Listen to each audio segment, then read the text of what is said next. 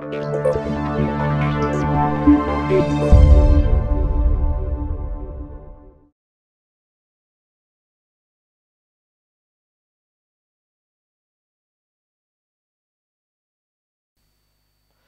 विद्यार्थी मित्रांनो, लोकसेवा अकॅडमीमध्ये सर्व विद्यार्थ्यांचं स्वागत आहे. मी अप्पा हातनोरे. आज आपण आर्थिक घडामोडी बघणार आहोत. बघा, याच्या अगोदरच्या आर्थिक घडामोडी या लेक्चरमध्ये आपण काय बघितले रे? सगळ्यात महत्त्वाचं काय बघा, या अगोदरच्या आर्थिक घडामोडी या लेक्चरमध्ये आपण काय बऱ्याच गोष्टी मी तुम्हाला सांगितलेल्या आहे आर्थिक घडामोडीमध्ये. ओके, पार्ट 1 मध्ये. आता पार्ट 2 मध्ये आपण थोडंसं रॅपिड फायर घेऊ. ओके, की ज्या गोष्टी महत्त्वाच्या आहेत त्या मी सगळ्या सांगितलेल्याच आहेत, पण त्याला रॅपिड फायर काही गोष्टी आहेत की जी की गौण आहेत, पण ते जर एखाद्या वेळेस प्रश्न आला तर प्रश्न चुकू नये यासाठी मी या पार्ट 2 मध्ये जो आहे हे तुमचं बाकीचं कव्हर करणार आहे. पण ज्यांना खूप गडबड आहे, ओके, म्हणजे गडबड म्हणण्यापेक्षा ज्यांनी वाचलेलं आहे चांगलं करंट, ओके, तर त्यांनी पार्ट 1 बघितला आर्थिक घडामोडीचा तरी चालेल. ओके, आणि ज्यांना फार अजून बघावा काय टाइम आहे बघून घ्यावा असं वाटत असेल बघा, कारण परीक्षेला वेळ खूप महत्त्वाचा असतो, तर पार्ट 2 बघायला काही हरकत नाही. ओके, तर बघा आता आर्थिक घडामोडी पार्ट 2 याच्यामध्ये बघा आता आपण रॅपिड फायरमध्ये सगळ्या गोष्टी बघणार आहेत. इथं मी तुम्हाला हे सगळं सांगितलंय. ओके, हा आर्थिक पाहणी वगैरे घेतलेले, अर्थसंकल्प पण सांगितलंय.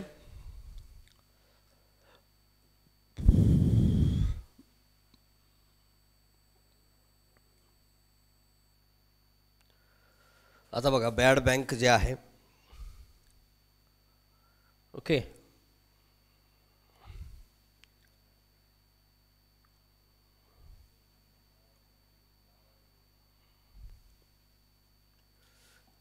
दिसते का रे सगळ्यांना? बघा बॅड बँक जे आहे, तर बघा बॅड बँक ही काय आहे? बॅड बँक ही राष्ट्रीय मालमत्ता पुनर्रचना कंपनीची प्रस्तावित संस्था आहे. कोणाची? बघा कोणाची संस्था आहे? बॅड बँक ही राष्ट्रीय मालमत्ता पुनर्रचना कंपनीची म्हणजे नॅशनल ॲसेट रिकन्स्ट्रक्शन कंपनीची प्रस्तावित संस्था आहे. मी सांगितल्याच्याबद्दल तरी पण सांगतोय, बॅड बँक ही राष्ट्रीय मालमत्ता पुनर्रचना कंपनीची काय रे? प्रस्तावित संस्था आहे. ओके, भारतीय स्टेट बँकेचे पद्मकुमार माधवन नायर यांची प्रस्तावित बॅड बँकेचे मुख्य कार्यकारी अधिकारी म्हणून काय नियुक्ती करण्यात आलेली आहे. बॅड बँकेची पार्श्वभूमी बघितलात तरी भारतीय बँक संघानं, इंडियन बँकर्स असोसिएशननं अर्थ मंत्रालयाला सशक्त पॅनलच्या शिफारशीच्या आधारे बॅड बँक स्थापन करण्याची शिफारस केली. कोणाच्या रे? भारतीय बँक संघाने अर्थ मंत्रालयाला सशक्त पॅनलच्या शिफारशीच्या आधारे बॅड बँक स्थापन करण्याची शिफारस केलेली आहे. ओके, बघा आता ही बँक स्थापन झाल्यानंतर बँकांची सुमारे 60,000 कोटी रुपयाहून अधिक रकमेची बुडीत कर्ज जे आहेत, बॅड लोन्स जे आहेत, ओके, बॅड लोन्स काय करणार आहे? मालमत्ता पुनर्रचना कंपनीकडे हस्तांतरित केले जातील. सरकार बॅड बँकेत सुमारे 9 ते 10,000 कोटी रुपयाचा योगदानासह 50% पर्यंत भांडवल गुंतवणूक करू शकते. बॅड बँकेची संकल्पना काय? बॅड बँक ही एक आर्थिक संकल्पना आहे. ओके, नॉर्मल आहे, आर्थिक संकल्पना आहे, ज्या अंतर्गत काय आर्थिक संकट काळामध्ये तोट्यात असलेल्या बँकाकडून आपल्या दायित्वाची रक्कम नव्या बँकेत वर्ग केली जाते. ओके, म्हणजे जे NPS ज्यांचं वाढलेले आहे अशा बँकांसाठी काय त्यांना हे काय वरदान ठरणार आहे, जेव्हा बँकेची अनुत्पादक मालमत्ता म्हणजे NPA मर्यादेपेक्षा अधिक होते. नॉन परफॉर्मिंग असेट याला म्हणतो आपण. जर समजा मर्यादेपेक्षा अधिक होते तेव्हा सरकारच्या आश्वासनावर एका अशा बँकेची स्थापना केली जाते जी मुख्य बँकेचे दायित्व एका विशिष्ट कालावधीसाठी धारण करते, तिलाच आपण बॅड बँक म्हणतो. ओके, मग बॅड बँक अशा थकीत कर्ज प्रकरणाचा पाठपुरावा करते. मग कोणत्या बँकांचा पाठपुरावा करते असं विचारतील बॅड बँक. काय? थकीत कर्ज प्रकरणाचा पाठपुरावा ही बँक करते. थकीत कर्ज प्रकरणे बॅड बँकेकडे सोपवून ताळेबंद स्वच्छ केल्याने बँका नवीन कर्ज पुरवठ्यास सक्षम होतात. What is mean how it works? बघा आता कर्ज थकलेल्या कंपन्यांच्या मालमत्तेचं वास्तव मूल्यमापन करण्यासाठी आवश्यक ती तज्ञ यंत्रणा बँकेकडे असतं. ओके, बघा हे एक महत्त्वाचं आहे. बॅड बँक ही बॅड बँक काय रे? ही जी आहे बॅड बँक जी आहे तर ही 1988 म्हणजे अमेरिकेत जगातली पहिली बॅड बँक स्थापन झालेली आहे. हे महत्त्वाचं आहे. ओके, NPS संबंधित आहे समजा, एवढं लक्षात ठेवा, बाकी काही लक्षात नाही ठेवला तरी चालेल. ओके, आता बँकेचं रुपी डिजिटल देयक व्यासपीठाचं उद्घाटन करण्यात आलं. एवढं काही महत्त्वाचं नाही बघा, याच्यावर काय प्रश्न येणार नाही. ओके, तरी पण उद्घाटन नरेंद्र मोदी यांनी केलेलं आहे. रुपी हे national payments corporation of India NPCI यांनी विकसित केलेलं आहे. हे एक प्रकारचं प्रीपेड ई वाउचर आहे. विना संपर्क विना रक्कम काय माध्यम आहे. ओके, याच्याबद्दल काय असं जास्त बघण्याची गरज नाही मित्रांनो. बघा, ई रुपी मार्फत थेट लाभार्थ्याच्या मोबाईलवर मदत पाठवली जाईल. QR कोड किंवा काय SMS स्ट्रिंगवर आधारित ही ई वाउचरद्वारे लाभार्थ्यापर्यंत याच्या हक्काचे पैसे पोहोचवण्यात ई वाउचरच्या सहाय्याने व्यवहाराचा कार्ड ऑनलाईन वगैरे काय असतील ते. ओके,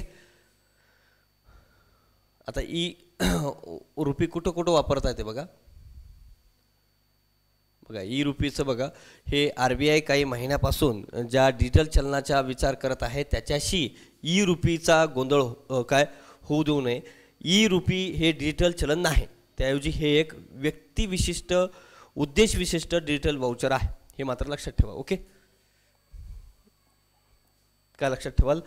बघा, RBI आत्ता 22-23च्या याच्यामध्ये काय केलेलं आहे रे, डिजिटल चलन जे आहे, डिजिटल चलन जे आभासी चलन जे आपण बिटकॉईन वगैरे सारखं, आता ते 22-23 पासून त्यांनी त्याच्यावर बिटकॉईनला पण आता नियंत्रणात आणण्याचं काम चालू आहे. ओके, विचार करत आहे त्याच्याशी ई रुपीचा गोंधळ होऊ देऊ नका. ई रुपी वेगळा आहे, हे ई रुपी. ओके, तर बघा, ई रुपी हे डिजिटल चलन नाही काय रे, मग काय आहे रे, मग प्रीपेड ई वाउचर आहे.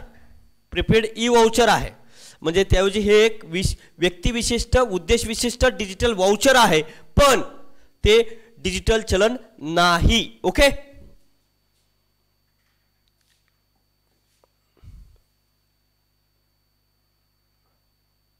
हे काही महत्त्वाचं नाही बघा. ओके,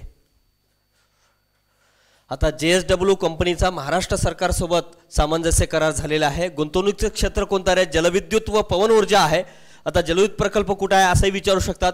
भिवली धरण, कारण त्याच्यासोबत काय सामंजस्य करार झालेला आहे JSW सोबत. बघा, तर बघा आता जलविद्युत प्रकल्प कोणता, भिवली धरण इगतपुरी नाशिक इथला आहे. ओके, नाशिक मधला पहिला जलविद्युत प्रकल्प ठरणार आहे हा. असा काय 1500 मेगावॅट क्षमतेचा जलविद्युत प्रकल्प पूर्ण केला जाणार आहे या ठिकाणी. त्यानंतर बघा, पवन ऊर्जा प्रकल्प कोल्हापूर, सोलापूर, उस्मानाबाद आणि सातारा जिल्ह्यात हे जिल्ह्यात आहे पवन ऊर्जा प्रकल्पाचं. ओके, 1879 हेक्टर आहे. महाराष्ट्र बघा, JWS कंपनीचे महासंचालक कोण आहेत, प्रशांत जैन, आणि महाराष्ट्र शासन यांचं काय सामंजस्य करार झालेला आहे. परदेशी वित्त प्रेषण प्राप्तीमध्ये भारत जगात प्रथम स्थानी आहे. काय नाही बघा, काय रे, रेमिटेन्सेस. रेमिटेन्सेस म्हणजे जी आपण नॉन NRI म्हणतो, आपण नॉन रेसिडेंट इंडियन, जे NRI आहेत ते बाहेर देशामध्ये आहेत बरोबर, आणि बाहेर देशातून भारतात जे पैसे पाठवतात. ओके, मित्रासाठी वगैरे कोणासाठी बी असतील, आपल्या घरच्यांसाठी वगैरे, बाहेर नोकरी करणारे, उद्योग करणारे, हे अमेरिका वगैरे असे बाहेर देशामध्ये अशा वेगवेगळ्या देशांमध्ये कामाला आहेत समजा लोक. ओके, तर हे काय करतात, असं भारतामध्ये पैसे पाठवतात. तीच त्यालाच आपण काय म्हणतो, नॉन रेसिडेंट इंडियन NRI. मग हे NRI करे परदेशी वित्त जे पाठवतात ते इतर सगळ्या देशामध्ये भारत काय अव्वल स्थानी आहे, कायम राखले. बघा, 12 मे 2012 रोजी जागतिक बँकेनं विस्थापन व विकास टिप्पणी अहवाल मायग्रेशन अँड डेव्हलपमेंट ब्रीफ प्रसिद्ध केलंय. त्यामध्ये त्यांनी सांगितलं की बाबा जगामध्ये सर्वाधिक काय रे रेमिटेन्सेस पाठवण्यामध्ये कोण आहे रे, भारत 1 नंबरवर आहे. बघा, विदेशी चलन मायदेशी पाठवण्यात भारतीयांचा प्रथम स्थान आहे. ओके, भारतानंतर चीन येते वगैरे. 2020 साली जगातलं वित्त काय नाही एवढं. 100 वर्षातील जगातील काय सर्वाधिक दानशूर व्यक्ती कोण आहे बघा, जमशेदजी टाटा. विचारतील 100 वर्षातील जगातला काय, जगातील म्हणलंय, जगातील सर्वाधिक दानशूर व्यक्ती कोण आहेत असं विचारतील, जमशेदजी टाटा. ओके, बघा, Hurun India report and EdelGive foundation यांनी हे डाटा जमा केलेला आहे. त्यानुसार या संस्थेनं जगातल्या 100 वर्षातील काय सर्वाधिक दानशूर म्हणजे 100 वर्षामध्ये बघा, लक्षात ठेवा, 100 वर्षातील जगातील सर्वाधिक दानशूर व्यक्ती, मागच्या 100 वर्षामध्ये जगात सर्वात दानशूर व्यक्ती कोण आहे तर ते टाटा, जमशेदजी टाटा आहेत. ओके, या यादीमधले भारतीय व्यक्ती 2 आहेत, जमशेदजी टाटा, टाटा सन्स 102.4 अब्ज डॉलर्स, आणि काय अजिम प्रेमजी विप्रोचे 22 अब्ज डॉलर्स आहेत. ओके, बघा, या यादीमध्ये अमेरिकेचे 39 आणि UKचे 5 तर चीनचे 3 व्यक्तीचा समावेश होतो. पण लक्षात ठेवा, फक्त तुम्हाला नॉर्मल काय विचारतील रे, 100 वर्षात जगातील सर्वाधिक दानशूर व्यक्ती कोण आहे, 100 वर्षामध्ये मागच्या सर्वाधिक दानशूर व्यक्ती कोण आहे, मग जमशेदजी टाटा. मी हे अगोदर घेतलं नाही म्हणून तुम्हाला सांगतोय बरं काय, लक्षात ठेवा, काय 100 वर्षातील जगातील सर्वाधिक दानशूर व्यक्ती कोण आहेत, जमशेदजी टाटाजी आहेत. आता जमशेदजी टाटाजी बद्दल थोडंसं माहिती बघू आपण. ते गुजरातच्या नवसारी या गावामध्ये 1839 मध्ये त्यांचा जन्म झालाय. बघा भारतीय उद्योगाचे जनक म्हणून त्यांना ओळखलं जाते. 3 डिसेंबर 1903 रोजी त्यांनी ताजमहल हॉटेलची स्थापना केलेली आहे. भारताच्या स्वतःची वीज असणार ते एकमेव हॉटेल आहे, स्वतःची वीज असणार हे. ओके. बंगळुरूमधील इंडियन इन्स्टिट्यूट ऑफ सायन्सची स्थापना त्यांनीच केलेली आहे. आणि टाटा आपल्या संपत्तीपैकी 2/3 म्हणजे 66%, बघा 2/3 म्हणजे 66%, 2/3 म्हणजे किती रे, जवळजवळ 66% दान करते रक्कम. 1892 पासून जमशेदजी टाटा यांनी दान करण्यास सुरुवात केली आणि 1992 साली त्यांनी भारतरत्न पुरस्काराने त्यांना काय सन्मानित करण्यात आलेले आहे. बघा यादीतली पहिली 5 बघितला तर बघा जमशेदजी टाटा 1 नंबरवर आहे दान करण्यामध्ये. टाटा सन्स कंपनी त्यांची. ओके. 102.4 अब्ज डॉलर्स तेवढे ते दान करतात. बघा दान केलेली रक्कम. त्यानंतर दुसरा क्रमांक बिल अँड मेलिंडा गेट्स, मायक्रोसॉफ्टचे बिल गेट्स. ओके. 74 आहे. त्यानंतर मग हेनी वेलकम कंपनीचे. नंतर काय फक्त आपला जमशेदजी टाटाशी मतलब आहे. जमशेदजी टाटा हे भारताचे आहेत, त्यांच्याबद्दल प्रश्न विचारू शकतात. ते कुठले आहेत, गुजरातचे वगैरे. मग त्यांनी काय 1892 पासून त्यांनी दान करण्यास सुरुवात केली आहे. म्हणजे 100 वर्ष झाली कधी रे, 1992ला. ओके. 1992ला त्यांना भारतरत्न मिळाला आहे हेही माहीत पाहिजे. ओके. जमशेदजी टाटा यांना 1992 मध्ये काय मिळालं, भारतरत्न मिळालेलं आहे. ओके. आणि टाटा 2 बाबतीमध्ये आता काय चर्चेत आहे. टाटा काय एअर इंडिया जी आहे टाटा सन्सकडे गेलेली आहे, त्यामुळे तिथे चर्चेमध्ये आहे. त्यामुळे दोन्ही गोष्टीसाठी लक्षात ठेवावं लागणार आहे. त्यांनी ताजमहल हॉटेलची स्थापनाही केलेली आहे. ते भारतीय उद्योगाचे जनक म्हणून कोणाला ओळखलं जाते असाही प्रश्न विचारतील. मग कोण सांगाल, जमशेदजी टाटाजी. ओके. त्यानंतर आता बघा काय एअर इंडियाची मालकी टाटाकडं. बघा केंद्र सरकारची मालकी असली एअर इंडियाची विक्री सरकारनं टाटा सन्स या कंपनीला केलेली आहे. किती कोटीला केले रे, मी सांगितले याच्या अगोदर किती, 18,000 कोटीला केलेली आहे. एअर इंडियाची मालकी टाटा सन्सकडे गेलेली आहे. टाटा सन्स म्हणजेच काय, जमशेदजी टाटा. बघा हे बघा टाटा सन्स. ओके. बघा आता विक्रीचं कारण सातत्यानं तोट्यात आणि काय तोट्यात येत होती. आणि टाटा सन्सकडे मालकी असणाऱ्या कंपन्या कोणकोणत्या आहेत, टाटा सन्सकडे एअर इंडिया आहे, विस्तारा आहे आणि एअर एशिया, एअर इंडिया आणि विस्तारा. 68 वर्षांतर बघा 68 वर्षाखाली एअर इंडिया ही टाटाच्याच मालकीची होती, पण पुन्हा 68 वर्षानंतर पुन्हा मूळ मालकाकडे गेली. एअर इंडियाची मालकी टाटाकडे पुन्हा गेली. किती कोटीचा व्यवहार आहे असं विचारू शकतात. कुणी घेतलंय टाटा सन्स वगैरे त्याबद्दल विचारू शकतात. किती आहे, 18,000 कोटीचा व्यवहार आहे. ओके. मग एअर इंडियाच्या खाजगीकरणाचं जे खाजगीकरणच म्हणावं लागेल, कारण ती राष्ट्रीयकरण झालेली कंपनी होती, सरकारच्या मालकीची होती. ओके. Air India. मग तिचं मात्र काय खाजगीकरण करण्यात आलं. मग खाजगीकरण करताना त्या पॅनलचा अध्यक्ष कोण होते, बघा अध्यक्ष अमित शहा होते, इतर सदस्य निर्मला सीतारामन आणि ज्योतिरादित्य शिंदे हवाई वाहतूक मंत्री आणि वाणिज्य मंत्री होत्या. एअर इंडियाच्या विक्रीची प्रक्रिया जुलै 2017 मध्ये सुरू झाली होती. ओके. आणि टाटा सन्सने 18,000 कोटीची बोली लावली असून 15,300 कोटी रुपये कर्जात जाणार आहेत. ते कशामध्ये, पूर्वी त्यांनी कर्ज घेतलेले कोणी, जी एअर इंडिया कर्जामध्ये पडली होती ती, आणि उर्वरित 2700 कोटी रुपये सरकारला रोख स्वरूपात मिळणार आहेत. ओके. आणि व्यवहारामधल्या अटी काय आहेत बघा.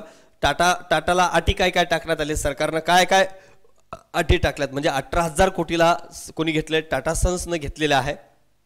बघा प्रक्रियेनंतर 4 महिन्यानंतर ही कंपनी टाटा सन्सकडे हस्तांतरित होईल. म्हणजे ज्या प्रक्रिया केली त्यानंतर मात्र 4 महिन्यानंतर हस्तांतरित होईल. पहिल्या वर्षी सर्व कर्मचाऱ्यांना कायम ठेवले जाईल आणि दुसऱ्या वर्षापासून स्वेच्छानिवृत्ती योजना सुरू होईल. ओके. 5 वर्ष कंपनीचं नाव, प्रतीक चिन्ह म्हणजे प्रतीक चिन्ह कायम ठेवले जाईल, ठेवावं लागेल. ओके. काय रे, 5 वर्ष कंपनीचं नाव, चिन्ह वगैरे कायम ठेवावे लागेल. पहिल्या वर्षी सर्व कर्मचाऱ्यांना कायम ठेवले जाईल आणि दुसऱ्या वर्षापासून तुम्ही स्वेच्छा निवृत्तीचं काही करू शकतात. प्रक्रियेनंतर 4 महिन्यानंतर ही कंपनी टाटा सन्सकडे जाईल. ओके.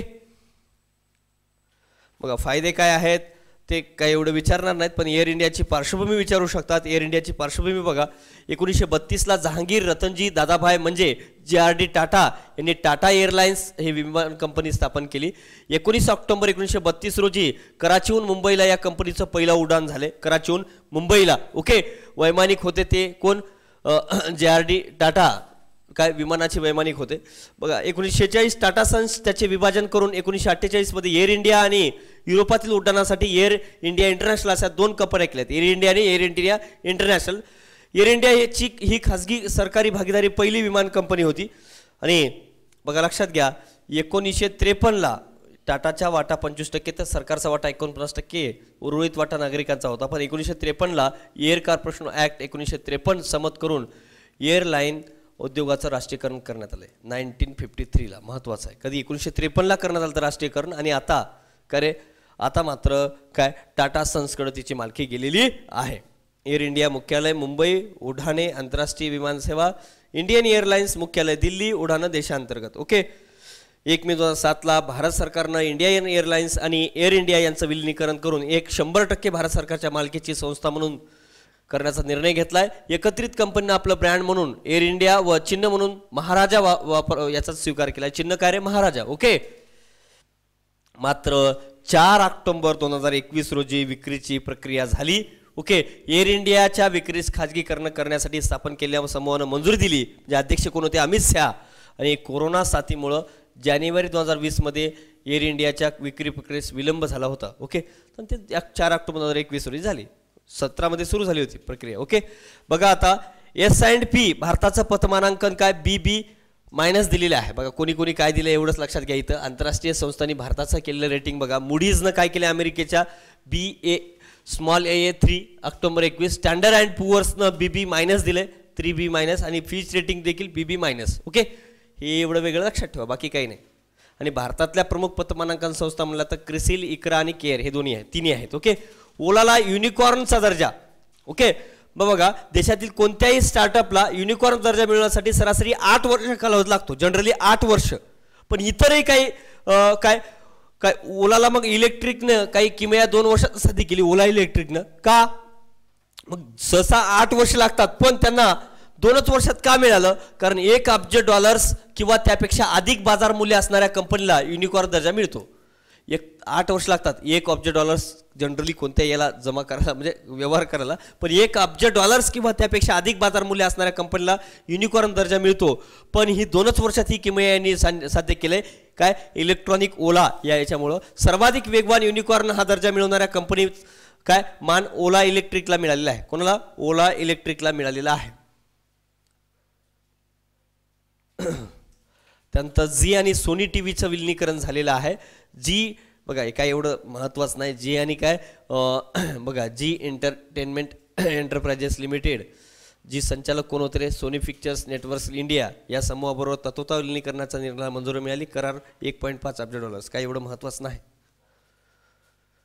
जागतिक बँकेच्या दरडोई उत्पन्नावर आधारित देशाच्या वर्गीकरण गटामध्ये बदल केलाय. बघा दरडोई सकल राष्ट्रीय उत्पन्नाच्या आधारावर हे वर्गीकरण केलं जाते. GNI per capita. ओके. भारताचा दरडोई GNI $2130 आहे 2020 नुसार.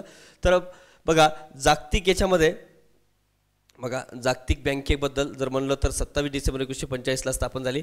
वॉशिंग्टन DC या ठिकाणी विकसित आणि अविकसित देश म्हणजे हेडक्वार्टर इथं आहे. देश आणि विकासासाठी काय म्हणजे विकासासाठी कर्ज पुरवठा करणारी संस्था आहे. एवढं काही महत्त्वच नाही. बघा आता हे बघा पूर्वीचं काय होतं आणि आताच काय बदल काय झाला ते बघा. निम्न उत्पन्न गट पूर्वी $1035 पेक्षा कमी असणार आहे, आता निम्न उत्पन्न गट म्हणजे 1046 केले. ओके. आणि निम्न मध्यम उत्पन्न गट 1035 ते $4045. आता निम्न मध्यम उत्पन्न गट 1046 ते $4095. भारत इथंच आहे अजूनही. ओके. बघा आता उच्च मध्यम उत्पन्न गट 4096 ते $12695. बघा आता झालं आहे. पूर्वी काय होतं? 4046 ते 12535 होतं. ओके. असं बदल करण्यात आले आहे. हे बदल मात्र लक्षात ठेवा नवीन. ओके. बघा निम्न भारतासाठी बघा निम्न उत्पन्न गट 1046 होतं डॉलर्सपेक्षा कमी. पूर्वी काय पूर्वी 1035 होता 1046 झालेला आहे. कितीनं वाढलं रे? $11. ओके. $11. 15 वित्त आयोग. 15 वित्त आयोगाबद्दल आपलं जवळपास सगळ्या गोष्टी बघितलेल्या आहे. बघा NK सिंग यांच्या अध्यक्षतेखाली 15व्या वित्त आयोगानं 2021-22 ते 25-26 या वर्षासाठीचा अंतिम अहवाल राष्ट्रपती रामनाथ कोविंद यांना काय 9 नोव्हेंबर 2020 रोजी सादर केलाय. बघा काय रे 2021 साठीचा जो वित्तीय वर्षाचा अहवाल होता 1 फेब्रुवारी 2021 रोजी संसदेसमोर मांडला गेलाय. तो अंतरिम अहवाल होता. मी याच्याबद्दल तुम्हाला सगळं जे सांगितलंय पहिल्या लेक्चरमध्ये त्याच्या बाहेर करण्याची गरज नाही. मी तर थोडंसं काय स्पीडली घेतोय, लक्षात ठेवा. बघा केंद्रीय कर महसुलातील हे महत्त्वाचं आहे. केंद्रीय कर महसुलातील 41% वाटा राज्यांना द्यावा आणि 14 वित्त आयोगानुसार किती होतं ते 42% होतं. 15 वित्त आयोगाद्वारे 1% कमी केलेला राज्याचा वाटा नवनिर्मित जे जम्मू काश्मीर आणि लडाख आहे त्या केंद्रशासित प्रदेशासाठी दिला जाईल. ओके, बघा 41% वाटा दिलाय. पूर्वी किती होतं 14 वित्त आयोगानुसार 42% वाटा होता. आता हे 1% कुणाला दिलाय रे? जम्मू काश्मीर, जे नवीन जम्मू काश्मीर आणि लडाख हे 2 केंद्रशासित प्रदेश निर्माण झालेले आहेत त्यांच्यासाठी देण्यात आलेलं आहे. म्हणजे फक्त इथं काय लक्षात ठेवाल रे, बघा केंद्रीय कराचा वाटा जो आहे, ओके, केंद्रीय कर म्हणजे एकूण केंद्रीय कर जेवढं जमा होते, ओके, एकूण कर महसुलाच्या जरी म्हणलात चालेल, एकूण कर महसुलाच्या 41% वाटा काय वाटा राज्यांना द्यावा लागणार आहे. ओके, मग बघा बाकी जो आहे, बाकी 14 वित्त आयोगानुसार किती होतं रे? 42% आणि 13 वित्त आयोगानुसार 32.5% होतं. ओके, आता इथं बघा हे निकष काय आहेत ते मी सांगितले तरी पण सांगतो एकदा. निकष बघा, उत्पन्नांतर 45%, क्षेत्रफळ म्हणजे एखाद्या राज्याला किती टक्के द्यायचं बाबा त्यानुसार किती कर महसूल द्यायचा, त्याच्यासाठी अटी की उत्पन्नांतर 45%, क्षेत्रफळ 15%, लोकसंख्या 2011 15%, लोकसंख्या शास्त्रीय कामगिरी 12.5%, वने आणि पर्यावरण 10%, कर आणि वित्तीय सुधारणा 2.5%, असं हे निकष ठेवण्यात आलेले होते. हे सांगितलेत मी तुम्हाला निकष. ओके, हे महत्वाचं आहे बघा. 15 वित्त आयोग याच्यावर प्रश्न येऊ शकतो. ओके, हे 45% उत्पन्नांतर सर्वाधिक आहे बघा. त्यानंतर क्षेत्रफळ 15%, लोकसंख्या 15% आणि लोकसंख्या क्षेत्रफळ 15% आहे, लोकसंख्या 15% आणि लोकसंख्या शास्त्रीय कामगिरी जी आहे काय किती केली आहे ते 12.5% आहे. ओके, बघा आता केंद्र व पूर्व राज्यातील गुणोत्तर 75-25 असेल आणि केंद्र व पूर्वोत्तर हिमालयन राज्यासाठी 90-10 आहे. आता हे काय एवढं महत्त्वाचं नाही, पण बघा 15 वित्त आयोगाचा ह्या गोष्टी महत्त्वाच्या आहेत. स्थापना नोव्हेंबर 2017 मध्ये झालेला आहे 15 वित्त आयोगाचा, याच्यावर प्रश्न येऊ शकतो. स्थापना नोव्हेंबर 2017, अध्यक्ष NK सिंग, पूर्णवेळ सदस्य अजय नारायण झा, अशोक लाहिरी, अनुप सिंग. इथं कोण होते रे? तर शक्तिकांत दास होते, तिथं अजय नारायण झा. ओके, अर्धवेळ सदस्य रमेश चंद्र. ओके, सचिव अरविंद मेहता, याच्यावरही प्रश्न येऊ शकतो. ओके, काय अध्यक्ष आणि सदस्यावर मात्र विचारण्यासारखं असते. अंमलबजावणी 2020 ते 25 साठी मात्र 1 वर्षाचं वेगळं मांडल्यामुळं 2026 पर्यंत. बघा राष्ट्रपती दर 5 वर्षांनी कलम 280 नुसार काय करतात? वित्त आयोगाची नेमणूक करतात. हे एक वित्त आयोग हे एक अर्धन्यायिक संस्था असते. ओके, घटनेनं वित्त आयोगाची निर्मिती भारताच्या राजकोषीय संघराज्यवादाचं संतुलन चाक असं म्हणलेलं आहे. आणि भारतामध्ये जे वित्त आयोग निर्माण करण्यात आलेलं आहे ते ऑस्ट्रेलियाच्या वित्त आयोगावर आधारित आहे.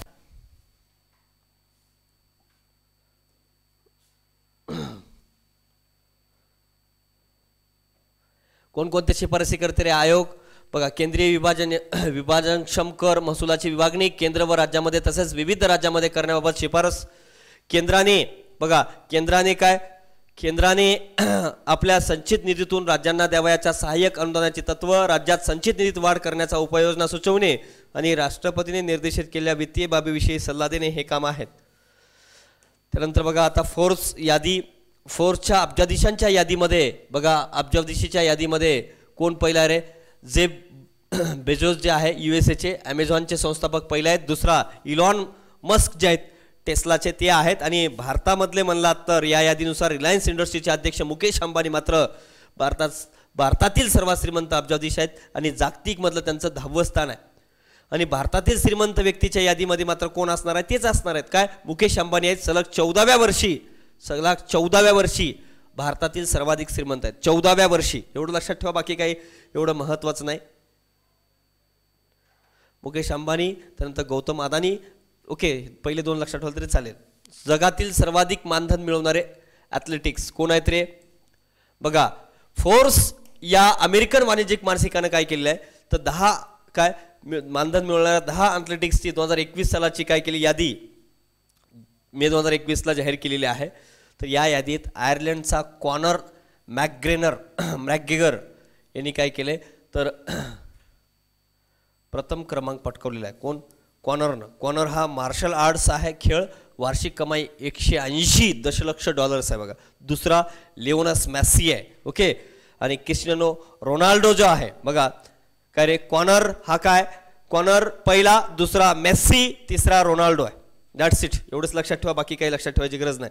म्हणजे काय जगात सर्वाधिक मानधन मिळवणारे ॲथलेटिक्स. ओके, बाकी काही बघायची गरज नाही. किसान रेल्वे याच्या अगोदरही मी तुम्हाला आर्थिक घडामोडी अंतर्गत गेल्या वर्षी जे घेतलेला आहे आर्थिक घडामोडी व रेल्वे हे सांगितले. जो व्हिडिओ बघितला तो व्हिडिओ काढून बघा, आता पण आहे तर तो व्हिडिओ सगळा तुम्ही बघू शकता आता पण. ओके बघा, किसान रेल्वे, पहिली किसान रेल्वे कुठून कुठं धावली रे, हे पहिली किसान रेल्वे कुठून कुठं धावली एवढं विचारू शकतात. कुठं रे, देवळाली जिल्हा नाशिक महाराष्ट्र ते दानापूर बिहार या दरम्यान पहिली किसान रेल्वे धावलेली आहे. किसान रेल्वे म्हणजे काय बदल असते, नाशवंत शेतीमालाच्या पूर्णपणे वातानुकूलित वाहतुकीसाठी खासगी उद्योगाच्या भागीदारीने अशी विशेष रेल्वे सुरू करण्याची योजना ही केंद्रीय वित्तमंत्री निर्मला सीतारामन यांनी 2021च्या अर्थसंकल्पात मांडली होती. ओके, म्हणजे शेतीमाल जो नासवंत शेतीमाल आहे तो वाहून नेण्यासाठी एक किसान रेल्वे आहे. ओके, पहिली किसान रेल्वे कधी रे, देवळाली नाशिक महाराष्ट्र ते दानापूर बिहार 1519 किलोमीटर आहे. Okay, 7 August 2020. आता 100वी कधी आहे बघा,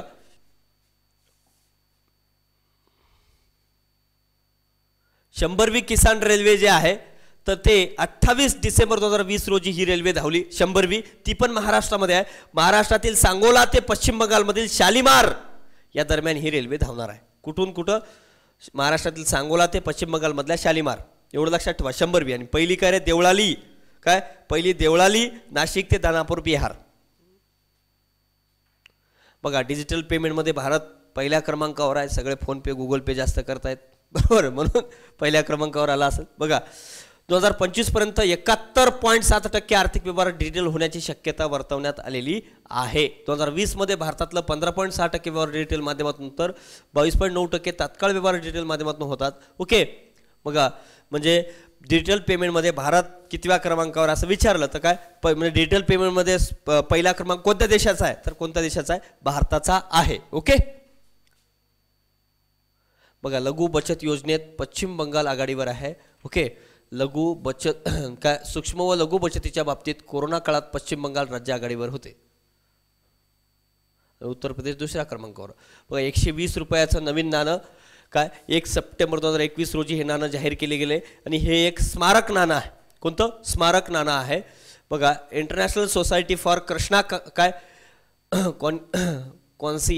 कॉन्सियसनेस चे संस्थापक श्री भक्तिवेदांत स्वामी प्रभुपाद यांच्या 125व्या जयंतीनिमित्त 125 रुपयाचं नाणं काढण्यात आलेलं आहे. ओके, बघा, या स्मारक नाण्याबद्दल एखाद्या व्यक्तीच्या किंवा घटनेच्या स्मरणार्थ अथवा आठवणीत ही विशेष नाणी जारी केली जातात. ही नाणी संबंधित व्यक्तीला किंवा घटनेला लक्षात घेऊन या नाण्याचं डिझाईन केलं जातं. ओके, पहिलं स्मारक नाणं पंतप्रधान पंडित जवाहरलाल नेहरू यांच्या स्मरणार्थ करण्यात आलं होतं हे. ओके, तर आता बघा 125 रुपयाचं कोणाच्या नावानं आहे रे, हे कोण, भक्ती कोण रे, बघा, भक्ती वेदांत स्वामी प्रभुवाद यांच्या हा 125 रुपयाचं नाणं. 10 रुपयाच्या नोटावर आणि चिन्ह कशाचे आहे, 10 रुपयाच्या नोटावर कोणार्क सूर्य मंदिर ओडिसा 20 रुपये, एलोरा गुंफा आणि 50 रुपये, हम्पीचा रथ कर्नाटकमधला, 100 रुपयाच्या राणी की वाव गुजरात, 200 रुपयाच्या वर सांचीचा स्तूप मध्य प्रदेश आणि 500 रुपयाच्या वर लाल किल्ला, 2000 रुपयावर मंगळयान. ओके, जगातल्या 50 प्रभावशाली व्यक्तींच्या यादीमध्ये पहिला जेसिंडा आर्डने पंतप्रधान न्यूझीलंडचे आहेत, मी सांगितलं हे पण. ओके, या यादीत समाविष्ट भारतीय व्यक्ती आदर पुनावाला 10व्या स्थान आहे आणि डॉक्टर अर्पणा हेगडे हे 15व्या स्थानावर आहेत. आत्मनिर्भर भारत अभियान देखील मी तुम्हाला सांगितलेलं आहे. ओके,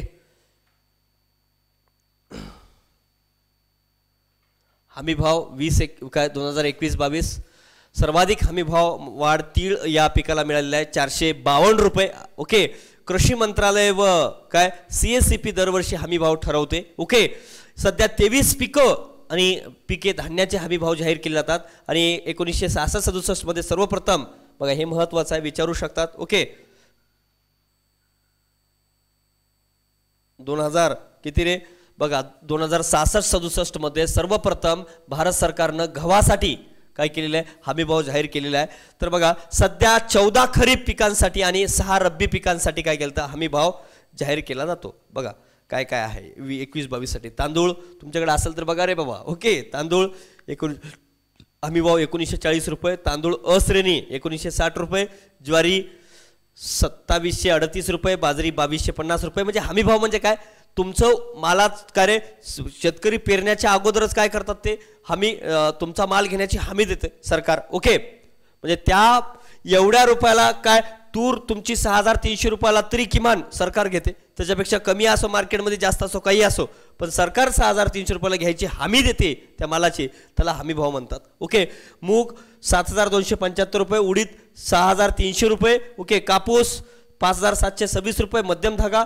पण याच्यापेक्षा जास्त काय असतं रे मार्केट रेट जास्त पण असू शकते आणि कमी पण असू शकते, काही सांगता येत नाही, ते मागणी पुरवठ्यावर ठरते मार्केट रेट. आता बघा कापसाचा रेट जो आहे सध्या 10,000 रुपये आणि सरकार 5,726 रुपये देते. मग ते किमान एवढं देतो बाबा आम्ही, तुम्ही वाढलं मागणी पुरवठ्यानुसार तर ठीक आहे, कमी असेल तर आमच्याकडे द्या आणून. ओके, असं. भुईमुग 5,550 रुपये, सूर्यफूल 6,015 रुपये, सोयाबीन 3,950 रुपये. आता सोयाबीनला काय रे 6,300 400 6,000च्या वर जनरली आहे कंटिन्युअसली. ओके, 400-500च्या जवळजवळ सोयाबीन आहे. तीळ 7,307 रुपये आणि कारळं काय 3,930 रुपये हे हमी भाव आहे. गहू 2,015, हरभरा 5,230 रुपये. आता जनरली विचारत नाहीत कधी प्रश्न याच्यावर, आता सध्या तरी बघा निवडक अन्न उत्पादनात भारताचं जागतिक स्थान काय, पण याच्यामध्ये मित्रांनो काय लक्षात ठेवाल बघा, तर पहिला कशामध्ये आहे बघा, दुधामध्ये प्रथम क्रमांक आहे आपला, आणि दुसरा प्रथम क्रमांक कापसामध्ये आपण प्रथम क्रमांक आहे, आणि मसाल्यामध्ये प्रथम क्रमांक आहे. बाकी सगळ्यामध्ये द्वितीय क्रमांक आहे बघा जवळपास. ओके, अंडी आणि मासे सोडलात तर बाकी सगळ्यामध्ये ऊसामध्ये द्वितीय क्रमांक आहे, गहूमध्ये आहे, तांदूळमध्ये आहे. ओके, तांदूळमध्ये 1 नंबर चायना आहे बघा. ओके,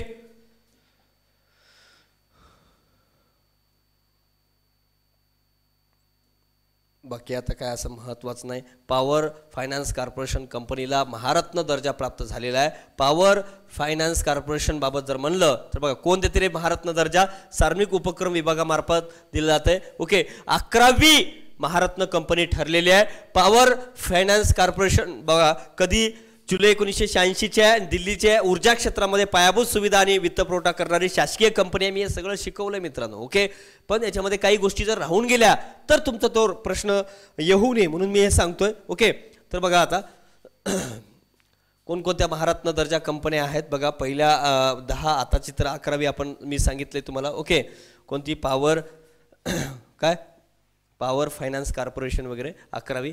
तर महारत्न दर्जा प्राप्त कंपन्या कोणकोणत्या आहेत बघा, विचारू शकतात खालपैकी महारत्न दर्जा कंपनी कोणती आहे नाही. कोणती आहे बघ, oil India natural gas corporation ONGC आणि Indian oil corporation. Okay, steel authority of India limited, coal India limited, national thermal power corporation, Bharat heavy electrical limited, gas authority of India limited, Bharat petroleum corporation limited, Hindustan petroleum corporation limited, power grid corporation of India limited आणि power काय रे आता काय power finance corporation हे 11वी आहे. Okay, आणि महारत्न दर्जा प्राप्त करण्यासाठी निकष काय लागतात जनरली काय, गेल्या 3 वर्षामध्ये 5,000 कोटी रुपयापेक्षा अधिक वार्षिक नफा कमवणार काय कंपनी मिळवले असावं, मागील 3 वर्षात 15,000 कोटी रुपये इतकं सरासरी वार्षिक मूल्य असावं, मागील 3 वर्षात 25,000 कोटीपेक्षा अधिकची उलाढाल असावी, त्या कंपनीला नवरत्न दर्जा प्राप्त असायला पाहिजे अगोदर, तरच तिला महारत्न दर्जा मिळते. भारतीय शेअर बाजारामध्ये ती कंपनी सूचीबद्ध असायला पाहिजे. ओके, तर बघा महारत्न दर्जा प्राप्त फायदे काय होतात. महारत्न कंपनी आपल्या निव्वळ मूल्यापैकी 1.5% किंवा 5,000 करोड रुपयापर्यंत भारतीय किंवा विदेशी कंपनीसोबत सरकारी पूर्वसंमती विना व्यवहार करू शकते. महारत्न दर्जा प्राप्त कंपन्या त्यांच्या व्यवसायाचा विस्तार करून जागतिकदृष्ट्या भव्य कंपन्या बनू शकतात. अथवा जंगल टी ट्रेन सफारी याच्या अगोदरच आपण सांगितले, ते सिलिगुड्डी जंक्शन ते रोंगटोक स्थानकादरम्यान आहे. ही कायसाठी आहे रे, पर्यटनास चालना देण्यासाठी जंगल टी ट्रेन सफारी आहे. ओके, कुठून सिलिगुड्डी जंक्शन ते रोंगटोक स्थानक. ईशान्य सरहद रेल्वे ने दार्जिलिंग हिमालयन रेल्वे मार्गावर ही नियमित सेवा सुरू केली आहे. ओके, हां बाकी काही नाही बघा याच्यामध्ये. तर अशा प्रकारे बघा मित्रांनो आपण काय आर्थिक घडामोडी बघितलेल्या आहे. पण त्या आर्थिक घडामोडीमध्ये पुनश्च सांगतो काय 15वा वित्त आयोग, 15वा वित्त आयोग असेल, त्यानंतर काय रे 11वी महारत्न कंपनी असेल. ओके, आणि त्यानंतर काय रे नवीन व्यापार धोरण असेल.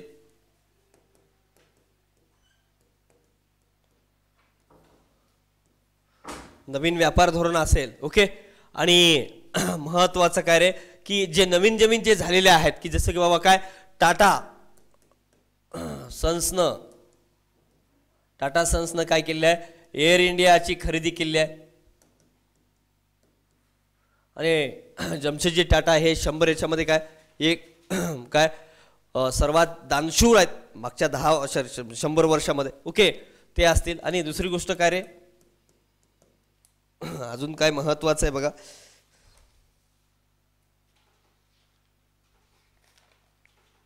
15 वित्त आयोग सांगितलंय मी तुम्हाला. त्यानंतर काय नवीन व्यापार धोरण, नवे भारताचे नवीन परकीय व्यापार धोरण सांगितलंय. ओके. आणि time person of the year एक विचारू शकतात बघा, time person of the year.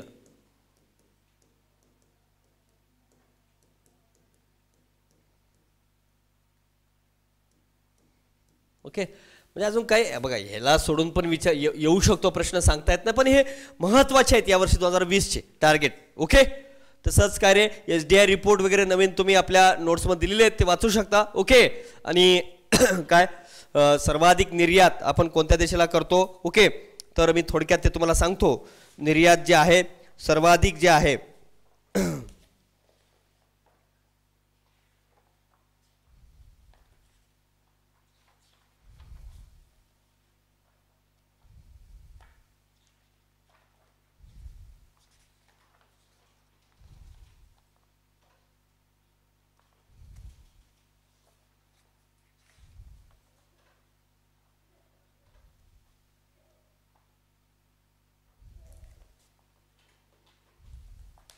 बघा, मी तुम्हाला थोडक्यामध्ये ह्या गोष्टी सांगतो की याच्यावरही प्रश्न असू शकतो मित्रांनो. ओके. तर बघा परकीय व्यापार जो आहे, परकीय व्यापार आपण म्हणू परकीय व्यापार 2019-20. ओके. त्याच्यामध्ये सर्वाधिक काय आयात आपण बघू आणि निर्यात, दोनच गोष्टी बघितला तरी चालते. निर्यात बघा, आयात आपण कोणत्या वस्तूंची सर्वाधिक करतो का रे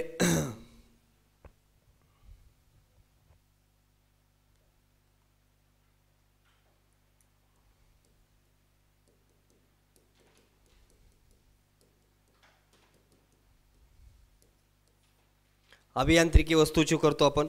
ओके.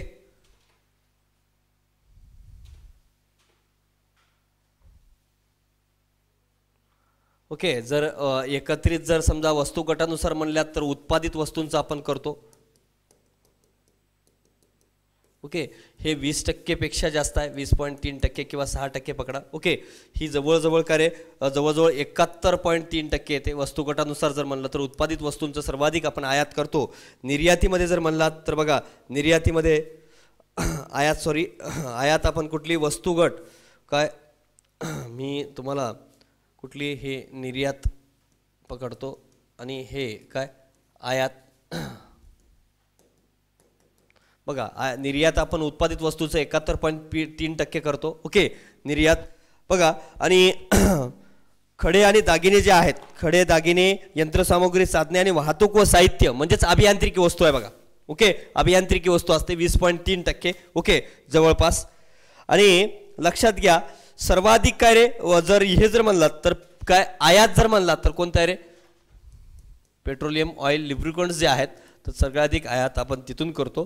आणि निर्यातीमध्ये देश जर म्हणलात आपण कोणत्या 2-3 देश आपण बघू. आणि आयातीत आणि निर्यातीमध्ये तर निर्यात आपण सर्वाधिक कोणत्या देशाला करतो बघा. निर्यात आपण कोणत्या देशाला सर्वाधिक करतो.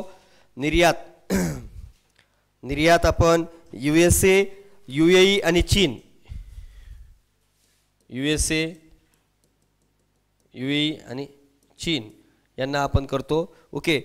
त्यानंतर आयात जे आहे आयात चीन, USA आणि UAE.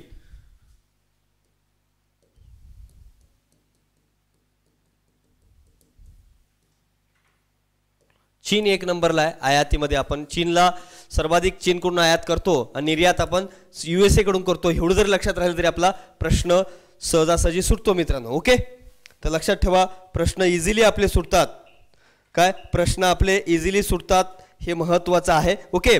आणि सर्वाधिक निर्यात करणारी पहिली 5 राज्य महाराष्ट्र आहे, दुसरा गुजरात आहे, तिसरा कर्नाटक आहे. म्हणजे महाराष्ट्रामध्ये काय सर्वाधिक निर्यात करणारी पहिलं राज्य कोणतं आहे तर महाराष्ट्र आहे. महाराष्ट्र सर्वाधिक निर्यात करतो. त्यानंतर मग दुसरा गुजरात, तिसरा कर्नाटक. हे पहिले तीन आहेत. महाराष्ट्र, गुजरात आणि त्यानंतर कुठला आहे रे कर्नाटक. या 3 येतात. बाकी असं बघण्यासारखं याच्यामध्ये दुसरं काही नाही. ओके. आणि सर्वात मोठा व्यापारी भागीदार देश म्हणला तर चीन आहे आणि दुसरा मग USA आहे. ओके. बघा सर्वाधिक निर्यात करणारं राज्य जर म्हणला तर महाराष्ट्र आहे आणि दुसरं कोणतं आहे रे दुसरा गुजरात आहे. एवढं लक्षात ठेवा. आणि सर्वाधिक व्यापारी भागीदार देश म्हणला तर चायना आहे. सगळ्यात मोठा व्यापारी भागीदार आयात आणि निर्यात दोन्ही मिळून असं असते तर ते चायना आहे. ओके. That's it. याच्या पलीकडे जनरली याच्यामध्ये एवढ्या तरी कॉमन गोष्टी आपल्याला माहिती पाहिजे. अशा प्रकारे आपण आर्थिक घडामोडी जो आहे तो SDI वगैरे आपण रिपोर्ट याच्यामध्ये बघू आपण. ओके. ही आर्थिक घडामोडी या सगळ्या तुमच्या संपलेल्या आहेत असं मी आता तुम्हाला जाहीर करतो. आणि आर्थिक घडामोडी आणि राजकीय घडामोडी आपल्या संपलेल्या आहेत. त्यासोबत आपले पुरस्कार सगळी संपलेली आहेत. यानंतर आपलं जे आहे बघा काय संमेलनं असतील किंवा मग काय जे असतील आपण ते समोर बघणार आहोत. धन्यवाद मित्रांनो.